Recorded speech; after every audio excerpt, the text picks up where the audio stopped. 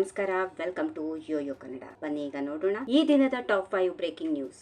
ಚುನಾವಣೆಗಳು ಬಂದಾಗ ಮಾತ್ರ ನನ್ನನ್ನು ಬಳಸಿಕೊಳ್ಳುತ್ತಾರೆಂದು ಜೆಡಿಎಸ್ ಶಾಸಕ ಜೆಟಿ ದೇವೇಗೌಡ ಅವರು ಬುಧವಾರ ಹೇಳಿದ್ದು, ಮತ್ತೆ ಸ್ವಪಕ್ಷದ ವಿರುದ್ಧ ಅಸಮಾಧಾನ ಹೊರಹಾಕಿದ್ದಾರೆ. ಲೋಕಸಭೆಯ ಚುನಾವಣೆಯಲ್ಲಿ ಜಂಟಿಯಾಗಿ ಹೋರಾಡಿದಂತೆಯೇ ವಿಧಾನಸಭಾ ಚುನಾವಣೆಗೂ ಜೆಡಿಎಸ್ ಮತ್ತು ಬಿಜೆಪಿ ಒಟ್ಟಾಗಿ ಬರಲಿವೆ. ಎರಡೂ ಪಕ್ಷಗಳ ನಾಯಕರು ರಾಜ್ಯದಾದ್ಯಂತ ಪಕ್ಷವನ್ನ ಸಂಘಟಿಸುತ್ತಾ ಇದ್ದಾರೆ. ಜೆಡಿಎಸ್ ಯುವ ಘಟಕದ ಅಧ್ಯಕ್ಷ ನಿಖಿಲ್ ಕುಮಾರಸ್ವಾಮಿಯವರು ಪಕ್ಷ ಮತ್ತು ಕಾರ್ಯಕರ್ತರನ್ನ ಬಲಪಡಿಸಲು ಸುತ್ತಾಡುತ್ತಿದ್ದಾರೆ ಎಂದು ಹೇಳಿದರು.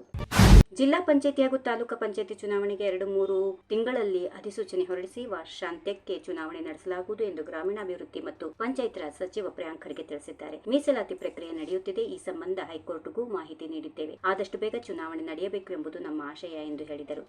ಹೊಸ ತಲೆಮಾರಿನ ಆಕಾಂಕ್ಷಿಗಳು ತಾಂತ್ರಿಕ ಪ್ರಗತಿ ಮತ್ತು ವೇಗದ ಅಭಿವೃದ್ಧಿಯಲ್ಲಿ ಕಾಲದಲ್ಲಿ ಕೆಲಸದಲ್ಲಿ ವಿಳಂಬ ಯಾವುದೇ ಕಾರಣಕ್ಕೂ ಸ್ವೀಕಾರ ಅರ್ಹ ಅಲ್ಲ ಎಂದು ಬಿಜೆಪಿ ಸಂಸದ ತೇಜಸ್ವಿ ಸೂರ್ಯ ತಮ್ಮದೇ ಆದ ಶೈಲಿಯಲ್ಲಿ ಡಿಕೆ ಶಿವಕುಮಾರ್ಗೆ ಟಾಂಗ್ ನೀಡಿದ್ದಾರೆ. ನಾನು ಹೊಸ ತಲೆಮಾರಿನವನು, ಹಾಗಾಗಿ ಕೆಲಸ ಬೇಗ ಆಗಬೇಕು ಎನ್ನುವವನು. ಇದು ಮೋದಿ ಕಾಲ, ಎಲ್ಲವೂ ವೇಗವಾಗಿ ನಡೆಯುತ್ತದೆ, ಆದರೆ ವಿಳಂಬ ಮಾಡುವುದೇ ಕಾಂಗ್ರೆಸ್ಸಿಗರ ಕಥೆ. ಹಳದಿ ಲೈನ್ ಮೆಟ್ರೋ ಯಾಕೆ ಆತುರದಲ್ಲಿ ಮಾಡಿದ್ರು ಎಂದು ಬೈಯುತ್ತಿರುವವರು ಇವರ ಸಮಸ್ಯೆಗಳು ಇದ್ದಾಗ ಎಲ್ಲಿಗೆ ಹೋಗಿದ್ರು?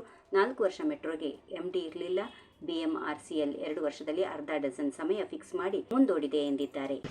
ಮತಗಳ್ಳತನ ವಿಚಾರಕ್ಕೆ ಸಂಬಂಧಪಟ್ಟಂತೆ ಪ್ರಧಾನಿ ಮೋದಿ ಬಿಜೆಪಿ ವಿರುದ್ಧ ಕಾರ್ಮಿಕ ಸಚಿವ ಸಂತೋಷ್ ಲಾಡಾ ವಾಗ್ದಾಳಿ ನಡೆಸಿದ್ದಾರೆ. ಮತಗಳ್ಳತನ ವಿಚಾರವಾಗಿ ಈಗಾಗಲೇ ಸಭೆ ಮಾಡಿದ್ದೇವೆ. ದೇಶದಲ್ಲಿ ಈ ಬಗ್ಗೆ ಪ್ರತಿಭಟನೆ ಮಾಡುತ್ತೇವೆ. ಆ ಬಗ್ಗೆ ಈಗಾಗಲೇ ಸಭೆಗಳು ನಡೆದಿವೆ. ಯಾವ ಕ್ಷೇತ್ರಕ್ಕೂ ಹೆಚ್ಚು ಆಗಿದೆ ಆ ಬಗ್ಗೆ ನನಗೆ ಅಷ್ಟು ಮಾಹಿತಿ ಇಲ್ಲ. ಪಾರ್ಲಿಮೆಂಟ್ ಚುನಾವಣೆ ಆದ ಮೇಲೆ ಮಹಾರಾಷ್ಟ್ರದಲ್ಲಿ 41 ಲಕ್ಷ ವೋಟ್ ಜಾಸ್ತಿ ಆಗಿದೆ. ಬಿಹಾರದಲ್ಲಿ 61 ಲಕ್ಷ ವೋಟ್ ಕಡಿಮೆ ಆಗಿದೆ. ಇದರ ಅರ್ಥ ಏನು? ಮತಗಳ್ಳತನ ಆಗಿದೆ ಅಂತ ನನಗೆ ಅನಿಸುತ್ತಿದೆ ಎಂದರು. ರಾಜ್ಯ ಹಾಗೂ ವಿಧಾನಸಭಾ ಕ್ಷೇತ್ರದಲ್ಲಿ ನಡೆಯುತ್ತಿರುವ ದ್ವೇಷದ ರಾಜಕೀಯಕ್ಕೆ ಅಂತ್ಯ ಹಾಡುವ ದಿನ ದೂರ ಇಲ್ಲ. ಮುಂದಿನ ದಿನಗಳಲ್ಲಿ ನಡೆಯುವ ಎಲ್ಲ ಚುನಾವಣೆಯಲ್ಲಿ ಕಾಂಗ್ರೆಸ್ ಸರ್ಕಾರವನ್ನ ಕಿತ್ತೆಸೆಯುವ ಕೆಲಸ ರಾಜ್ಯದ ಜನತೆ ಮಾಡಲಿದ್ದಾರೆ ಎಂದು ಜೆಡಿಎಸ್ ಯುವ ಘಟಕದ ರಾಜ್ಯಾಧ್ಯಕ್ಷ ನಿಖಿಲ್ ಕುಮಾರಸ್ವಾಮಿ ಹೇಳಿದ್ದಾರೆ. ರಾಜ್ಯದಾದ್ಯಂತ ಜೆಡಿಎಸ್ ಅತ್ಯಂತ ಪ್ರಬಲ ಹಾಗೂ ಜನವಿಶ್ವಾಸಿ ಪಕ್ಷವನ್ನ ಮತ್ತಷ್ಟು ಸಂಘಟಿಸಿ ಬಲಪಡಿಸಲಾಗುತ್ತಿದೆ. ಭಾಷಣ ಮಾಡಿದ ಮಾತ್ರಕ್ಕೆ ಸಂಘಟನೆ ಮಾಡಲು ಸಾಧ್ಯ ಇಲ್ಲ. ಕಾರ್ಯಕರ್ತರನ್ನ ಸಂಘಟಿಸಿ ತಳಮಟ್ಟದಿಂದ ಪಕ್ಷವನ್ನ ಕಟ್ಟುವ ಕೆಲಸ ಮಾಡಬೇಕು ಎಂದರು. ಈ ವಿಡಿಯೋ ನಿಮಗೆ ಇಷ್ಟವಾದಲ್ಲಿ ಲೈಕ್ ಮಾಡಿ, ಶೇರ್ ಮಾಡಿ, ಸಬ್ಸ್ಕ್ರೈಬ್ ಮಾಡಿ.